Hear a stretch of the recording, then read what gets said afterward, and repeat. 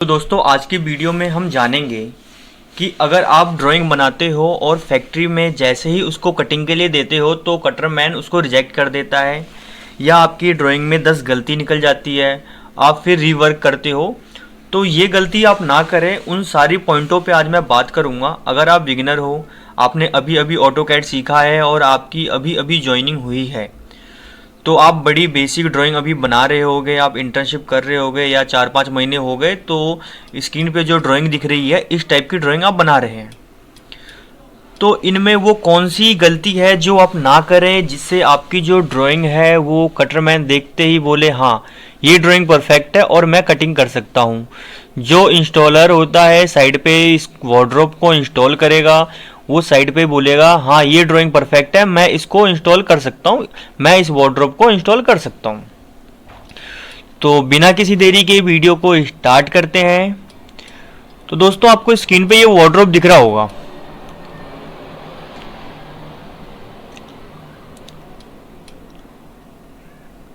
इस वार्डरोब में डिटेलिंग भी है, डायमेंशन भी है। अब इसमें हम देखेंगे ऐसे कौन से पॉइंट हमारे रह गए हैं जिसके कारण कटरमैन बोलता है ये ड्राइंग अप्रूवल नहीं करूंगा मैं, क्योंकि उसमें साइज मेंशन नहीं है, इसमें डिटेल मेंशन नहीं है। और आपको लगता है यार मैंने तो सारी डिटेलिंग करी है। आप देख सकते हैं आपने हैंगिंग का एरिया दिखा दिया है, एडजस्टेबल सेल्फ दिखाई दिया है, ड्रॉर दिखाई दिया है, लॉन्ग हैंगिंग दिखा दिया है, जहाँ पे जो साइड विजुअल नहीं है वहाँ पे क्रॉस कर ही दिया है। आपने तो पूरी डिटेल दे दी है, लेकिन इसमें छोटे छोटे पॉइंट होते हैं जिसके कारण कटरमैन को बहुत सारी प्रॉब्लम होती है। तो इसी वीडियो को मैं 2 पार्ट में आपको बताऊंगा। एक तो कटरमैन के नज़र से जब वो कटिंग लिस्ट बनाएगा तो उसको किन किन चीज़ों की ज़रूरत है, और एक इंस्टॉलर के नज़र से जो साइड पे इंस्टॉल करेगा तो उसको कौन कौन से साइज चाहिए होते हैं, बाकी साइजों से उसको कोई मतलब नहीं है। तो बिना किसी देरी के अपनी वीडियो को स्टार्ट करते हैं। तो दोस्तों इसमें हम सबसे पहले आ जाते हैं इसके बॉक्स पे। इसका जो पूरा एरिया है वो 2865 mm की इसकी विड्थ है। देख सकते हैं ऊपर भी 2865 mm है। इसमें 2 बॉक्स बने हैं 888 mm 888 mm, और तीसरा बना है 1050। इसका भी एक लॉजिक है 1050 का। अगर हम सिमेट्री में करते तो 888 रहना चाहिए था, लेकिन नहीं। इस लॉजिक के बारे में मैं आपको पहले बता देता हूँ। जैसे ही हम 888, मैं 1 मिनट कैलकुलेटर ऑन कर लेता हूँ। ये हमारा कैलकुलेटर ऑन हो चुका है। इसमें लिखूंगा मैं 888 डिवाइड 2, तो देखो 444 आ चुका है। अपना जो इसका एक शटर बनेगा वो 444 mm का बनेगा। अब मैं इसको हटाता हूँ, मैं लेता हूँ 1050, जो हमने पूरी विड्थ ली है इस बॉक्स की। 1050 माइनस 600 mm, ये देखेंगे 450। 600 mm हमने इसलिए माइनस किया है क्योंकि ये जो एल टाइप का वार्डरोब है और एल शेप में घूमेगा तो उसकी जो साइज रहेगी वो 600, उसको हमें माइनस करना पड़ेगा। तो ये शटर हमारा 450 mm का निकलेगा। और हमारा जो ये शटर था ये भी 888 है डिवाइड 2, ये देखेंगे आप 444 है, मतलब 6 mm ओनली कम है। और शटर साइज हमारा ये 1 2 3 4 5, पांचों शटर इक्वल साइज के आ जाएंगे, इसीलिए इसको 1050 लिया गया है। अगर आप कभी भी वार्डरोब बनाते हैं 2 बॉक्स के बाद तीसरा जो एल कॉर्नर वाला बॉक्स होता है उसका शटर हमें सेम रखना पड़ता है। तो जो शटर का साइज है वो और 600 मतलब 2 फीट, इन दोनों को प्लस करके ही एक बॉक्स बनेगा। इस चीज का आप ध्यान रखना। अब मैं डायमेंशन पे आ जाता हूँ। डायमेंशन पे आपने मेंशन कर दिया 1050, तो यहाँ पे आपको 1050 नीचे भी है, 1050 ऊपर भी है, आपको ये मेंशन नहीं करना है। आपको एक साइड तो 1050 करो, और जो दूसरी साइड है उस साइड में आप दिखाओ कि 600 mm आपने दिया है इसका जो बॉक्स विजिबल नहीं रहेगा जो एरिया, उसके लिए। और बाकी का जो एरिया है उसका ही मेजरमेंट आप दिखाओ 450 mm, तो ये आपका प्रॉपर साइज हो जाता है। अब हम बॉक्स तो हमारा हो गया, अब आ जाते हैं हम बॉक्स के अंदर। देखेंगे आप बॉक्स के अंदर हमारे जो दराज हैं 1 2 3 4 दराज हैं। चार दराज में नीचे का जो दराज है वो हमने 10 इंची का रखा है 250 mm का, ऊपर का जो रखा है 189, 189, 189। अब कभी भी हमको मतलब जो भी डायमेंशन रखनी होती है वो 89 या 1, 5 ऐसे नंबर नहीं होने चाहिए, या तो 5 में होने चाहिए 10 में, या अगर 200 mm है तो 200 mm, नहीं तो 210 mm, 205 mm, 215, 220 ऐसे करके होने चाहिए। तो यहाँ पे हमने इसलिए रखा है क्योंकि हमारा जो एक स्टैंडर्ड साइज होता है, नीचे जो स्कर्टिंग होती है वो 100 mm की रहनी चाहिए। उसके बाद यहाँ स्कर्टिंग के ऊपर वाले पार्ट से आप एक ऑफसेट लेंगे 1980 का, 1980 का जैसे ऑफसेट लेंगे तो उसके बाद ये जो ऑफसेट होता है इससे आप नीचे की तरफ ऑफसेट लेंगे 1050 का, जो अपना हैंगिंग का एरिया आ जाता है 1050 में। अब जैसे 1050 का हमने 20 का ऑफसेट और ले लेते हैं, क्योंकि हमारी जो प्लाई होती है उसकी टक्कर दिखती है दराज के ऊपर जो हमने पार्टीशन लगाया हैंगिंग के लिए। इसके बीच में जो जगह बचती है हमें उसी में ही काम करना होता है, उसमें हम कुछ नहीं कर सकते। तो 250 तो नीचे का हमने लिया है 10 इंच का, और ऊपर का हमने 3 पार्ट में डिवाइड कर दिया है, जिससे ये डायमेंशन आ चुकी है। ये डायमेंशन लिखना बहुत ही ज़्यादा जरूरी है, क्योंकि जब कटरमैन कटिंग करेगा तो उसको ये डायमेंशन चाहिए होती है, वो देखेगा, नहीं तो वो चारों को इक्वल करके और दराज बना के भेज देगा, जिससे साइड पे बहुत ज़्यादा प्रॉब्लम होगी और क्लाइंट बोलेंगे जो मुझे तो एक बड़ी चाहिए थी 3 छोटी चाहिए थी, वो उनको नहीं मिल पाएगी। तो एक बड़ी हो गई और 3 छोटी हो गई। इस पे ड्रॉर मेंशन करना ज़रूरी है। इस पे एक जो है अपना वो भी शटर भी मेंशन करने हैं, जैसे शटर होते हैं ड्रॉर के फ्रंट, वो भी मेंशन करने हैं। और इसमें हम डॉट और डैश वाली लाइन ही यूज़ करते हैं। कभी भी शटर बनाते हैं या कुछ चीज़ ओपन होते हुए दिखाते हैं, यहाँ से ओपन होगी तो वहाँ पे आप डैश लाइन का यूज़ करें, आपकी ड्राइंग बहुत अच्छी दिखेगी।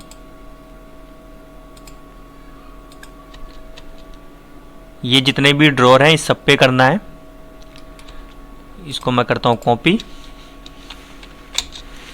और इसको यहाँ से मैंने पॉइंट ले लिया और मैं सारे ड्रॉर पे लगा देता हूँ।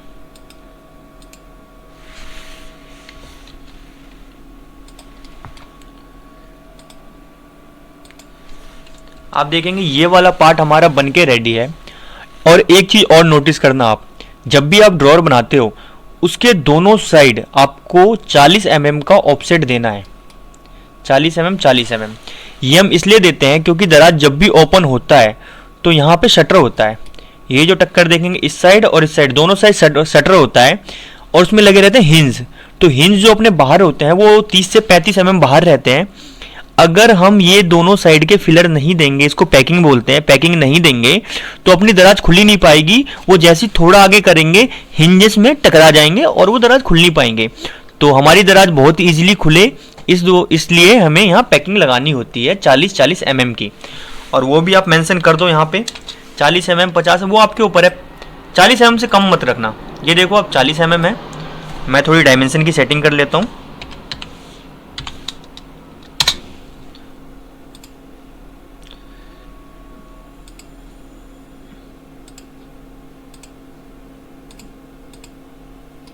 ये डायमेंशन ले लेता हूँ।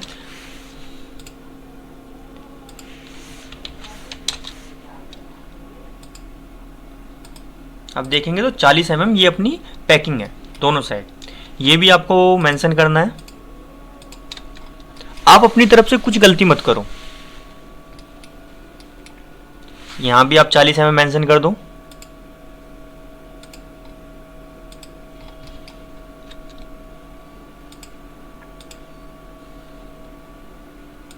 अब कटरमैन को इस एरिया को कटिंग करने में कोई प्रॉब्लम नहीं होगी। उसको हाइट भी मिल चुकी है, कितना पैकिंग छोड़ना है वो भी मिल चुकी है। अब वो कटिंग कर लेगा। अब बात आते हैं हम हैंगिंग के एरिया में। तो कटरमैन को तो कोई प्रॉब्लम नहीं आएगी, वो 2 पार्टीशन काट के भेज देगा साइड पे। इसमें कितने पार्टीशन है? 1 2 3 4 5।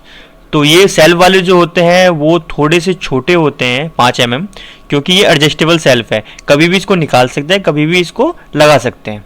तो इसको थोड़े छोटे करेंगे। बाकी अपने पार्टीशन है 1, ऊपर का बॉक्स अलग है 1 2 2 तो ऊपर के हो गए। अब नीचे के हो गए 1 2 3 3 2 5 पार्टीशन हो गए और एक एडजस्टेबल सेल्फ हो गया। तो कटर मैन तो कटिंग कर देगा इस बॉक्स के साइज के अकॉर्डिंग। 888 है, उसमें से 18 mm यहाँ माइनस करेगा, 18 mm यहाँ माइनस करेगा, बीच का जो निकलेगा उसमें वो अपनी कटिंग कर लेगा इन पार्टीशनों की। लेकिन आपको एक काम और करना है, कटर मैन तो कटिंग कर लेगा लेकिन आपको फिर भी इसके अंदर डायमेंशन लगानी है, इसकी हाइट भी। ये मैं इसलिए कह रहा हूं, जैसे हम इसकी हाइट देंगे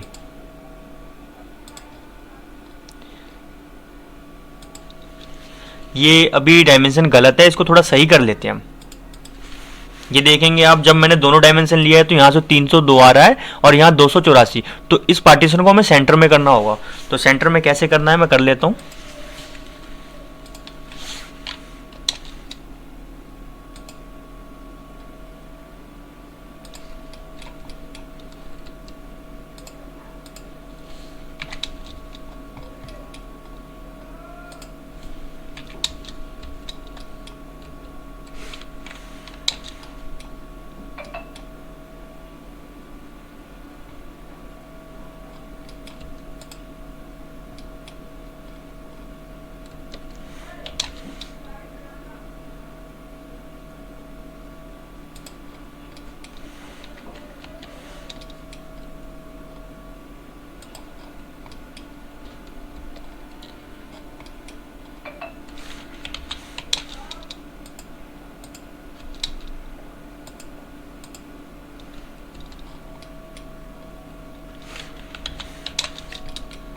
मैं एक बार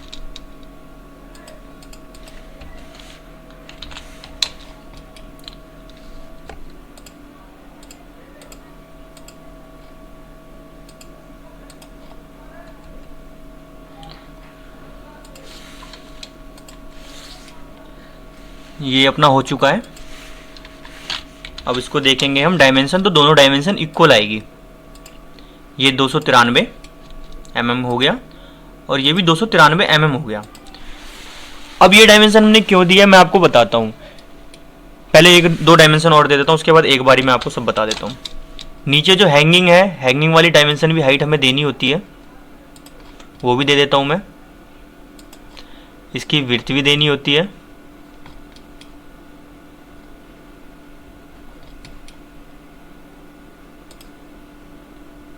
ये विड्थ भी दे दी मैंने। अब सेम इधर भी ऐसे ही करना है अपन को। सबसे पहले ये सेंटर लाइन हटाओ और जो इक्वल वाली लाइन है वो हमें लाइन आगे पेस्ट करनी है। तो मैं इसको कर लेता हूँ कॉपी।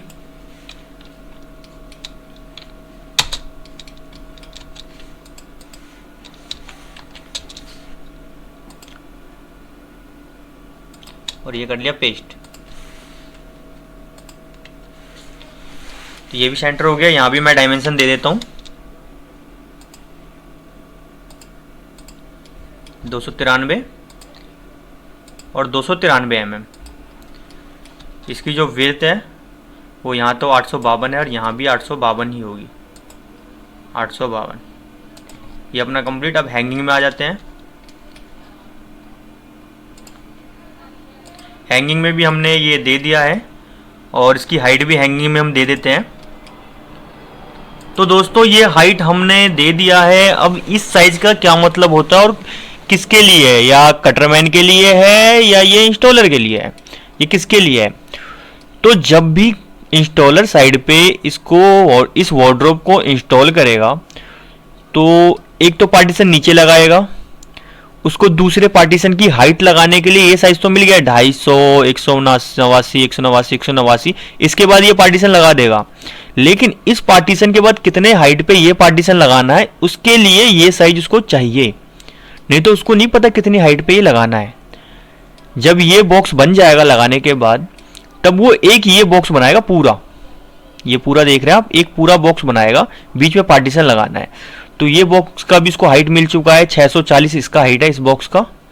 तो 640 के बाद ये जो पार्टीशन सेल्फ लगाएगा वो किधर लगाना है, हमने तो इक्वल कर दिया, लेकिन कितने सारे क्लाइंट होते हैं वो बोलते हैं मुझे नीचे से इतना चाहिए, ऊपर से इतना चाहिए, तो थोड़ा आगे पीछे वो करवा लेते हैं।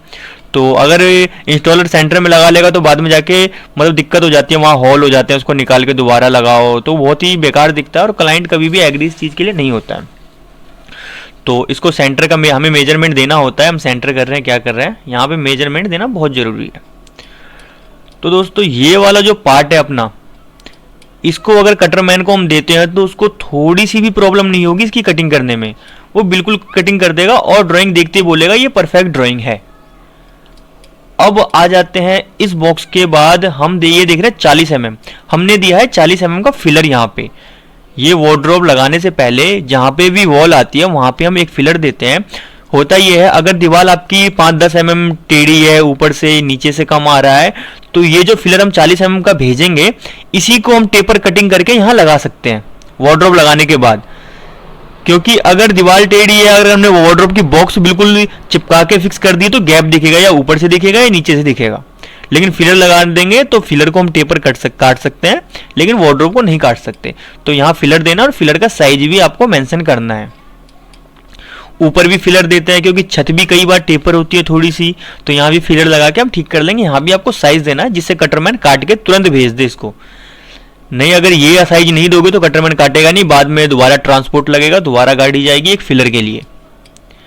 और फिलर का ये भी होता है, जब शटर की कटिंग होती है, अगर फिलर का साइज आप दे देते हैं तो कटरमैन उसी साइज के अकॉर्डिंग कटिंग लिस्ट बनाता है। अगर 2 बोर्ड में काम होने वाला होता है तो 2 बोर्ड में फिलर निकाल के जो भी है क्लियर कर देता है।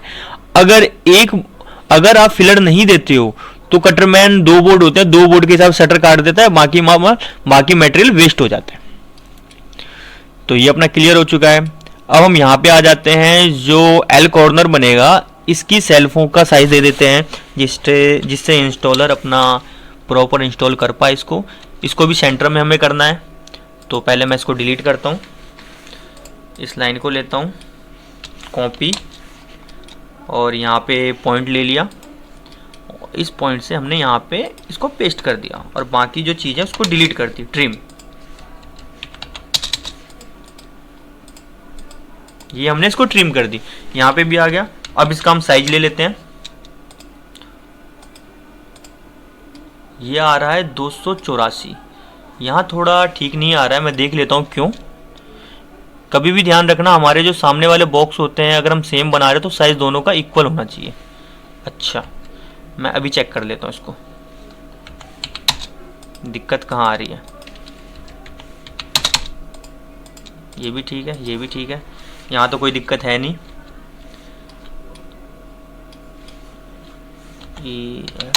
हम सारी लाइनों को देखेंगे, लाइन सही जा रही है नहीं जा रही है।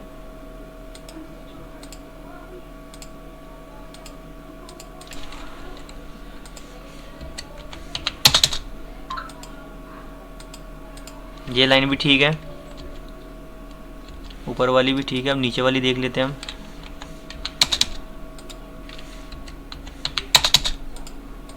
ये भी ठीक है। तो इसमें दिक्कत आ क्या रही है, अब हम इसको सबसे पहले चेक करेंगे, ऊपर से लेके नीचे तक की डायमेंशन ले लेंगे। ये है 406। अच्छा, 40 mm का फ़र्क आ रहा है यहाँ पे। अब क्यों आ रहा है वो चेक कर लेते हैं। 604 है, और ये वाला जो है ये भी 604 है। ठीक है, अंदर 604, 20-20 mm का पार्टीशन, ठीक है। तो 604 है। अच्छा, ये थोड़ा अलग हमने डायमेंशन ले लेते हैं, यहाँ पे गलती हो गई थी।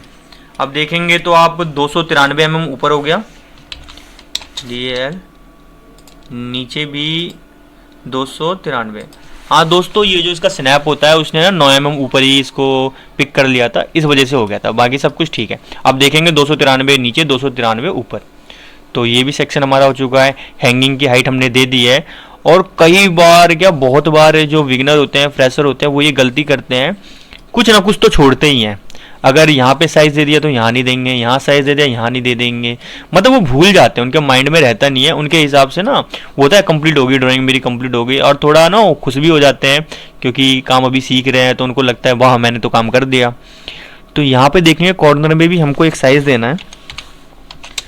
जितने भी पॉइंट मैं बता रहा हूँ ना, इन पॉइंटों को अगर आप ध्यान रखोगे तो कभी भी आपकी ड्राइंग गलत होगी नहीं। और कटरमैन इंस्टॉलर, आपकी कंपनी में जो डिज़ाइनर है, आपके सीनियर, वो बोलेंगे भाई साहब क्या डिज़ाइन दे रहे हो आप बना के, प्रॉपर मेजरमेंट है, डिटेलिंग है। अब देखेंगे हमारा ये भी कंप्लीट हो चुका, और इस वार्डरोब को इंस्टॉल भी कर सकता है, कटरमैन काट भी सकता है, इसको कोई प्रॉब्लम नहीं आएगी। अब थोड़ी बहुत डिटेलिंग है जो अपने लिए दे देते हैं हम, जो देना जरूरी, जैसे हैंगिंग एरिया है तो यहाँ हैंगिंग लिख देंगे।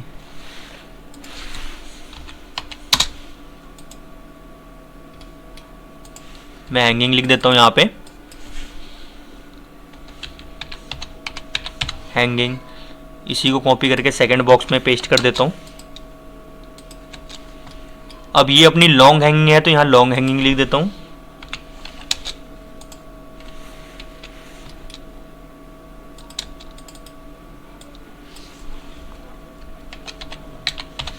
लॉन्ग हैंगिंग, ये लॉन्ग हैंगिंग हो गई हमारी। इसको नीचे किया, इसको कर देते हैं हम सेंटर, और इसको थोड़ा हम कर देते हैं छोटा। ये लॉन्ग हैंगिंग भी हो गई अपनी।